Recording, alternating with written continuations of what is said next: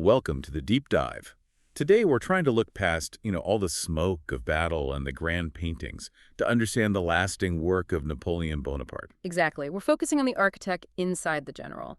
And this whole deep dive is really guided by something he said himself. Well, what's that? He said, "My glory is not having won 40 battles. What nothing will erase, what will live eternally, is my civil code." So we're looking for the builder. The builder of modern governance. Okay, so let's unpack that.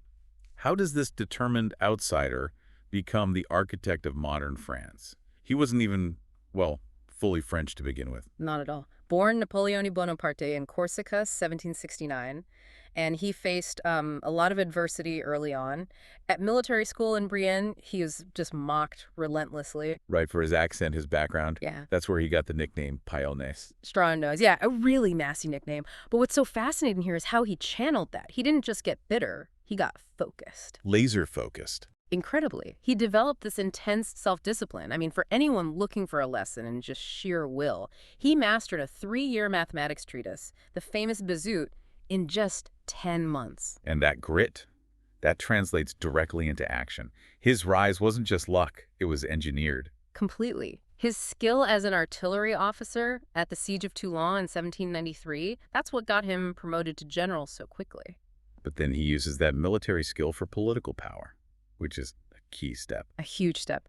We have to talk about the Canonnade de Saint-Roch in 1795. This wasn't just a skirmish. No, this was him proving he was ruthless enough to shoot at French citizens to secure the government. He suppressed that royalist uprising, and it got him command of the Army of the Interior. It also sealed his reputation as the man who could handle internal threats. That's what really set him up for the famous Italian campaign. And his military genius is, it's still studied everywhere. Austerlitz, Rivoli, Jena. And his whole approach was about avoiding long wars. He wanted to seek the decisive, annihilating battle. Force the enemy to commit their entire army and then just destroy them in one day. Exactly. But the problem with rapid victory is that it can leave chaos in its wake. So once the borders were secure, Napoleon pivoted to state building. He wasn't just conquering, he was organizing. Right, and he fundamentally changes France from this decentralized, almost medieval country to a modern centralized state. A state that in many ways still exists today. We're talking about the Bank of France, the franc currency, the system of prefects running the departments. And the lycées, the state-run schools that created a whole new intellectual elite based on merit, not birth. These are the pillars of the French Republic, and it all leads back to his enduring, self-proclaimed masterpiece, the Civil Code of 1804. The Code Napoleon. The thing he said would last forever. And it did, in a way. It unified the law and codified these key ideas from the Revolution: equality before the law, freedom of enterprise. That code is still incredibly influential all over the world. Okay, but hang on. If we're talking modern relevance, we have to get into the complexity. That code is also criticized today for cementing patriarchy, right? It hugely reduced the legal rights of women.